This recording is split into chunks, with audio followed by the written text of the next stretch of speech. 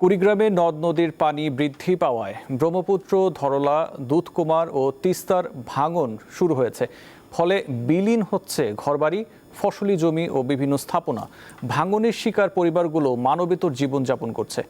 আর ভাঙন আতঙ্কে আছে নদী পাড়ের হাজারো মানুষ।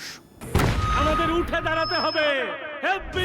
স্পিড, সকল অন্যায়ের বিরুদ্ধে রুখে দাঁড়ানোর এনার্জি পার্টনার। ব্রহ্মপুত্র, ধরলা, দুধকুমার ও তিস্তার ভাঙনে বিলীন হচ্ছে কুড়িগ্রামের উলিপুর উপজেলার মোল্লারহাট, রসুলপুর, কুড়িগ্রাম সদরের যাত্রাপুর, ভুরুঙ্গামারী, রাজারহাট, রৌমারী ও রাজীবপুর উপজেলার বিস্তীর্ণ এলাকা।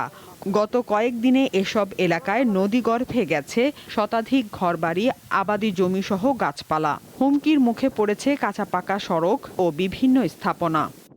আমরা খুব কষ্টে আছি, জায়গা জমিন কোনোটাই নাই, বাড়ি করার জায়গা নাই, বাচ্চা কোচা সব ভাসি যায়।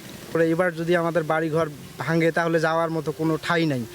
2 বের 3 বের 4 বের করে বাড়ি ভাঙলো। এরা মানুষের কাছে যে আসি আমরা, খুব অবস্থা খারাপ।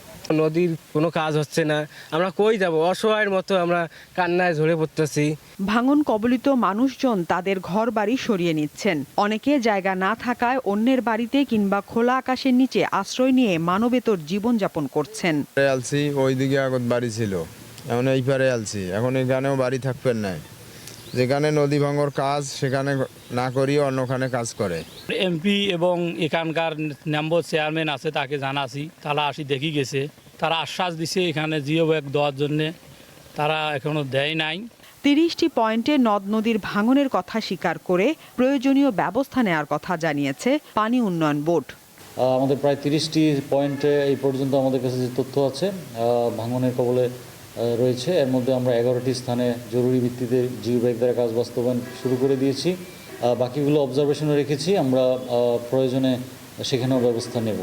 ভাঙন থেকে নদীর পার রক্ষা করা গেলে সম্পদের ক্ষতি যেমন কমবে, তেমনি সরকারি বেসরকারি স্থাপনাও রক্ষা পাবে, এমন কথাই বলছেন নদী পাড়ের মানুষজন।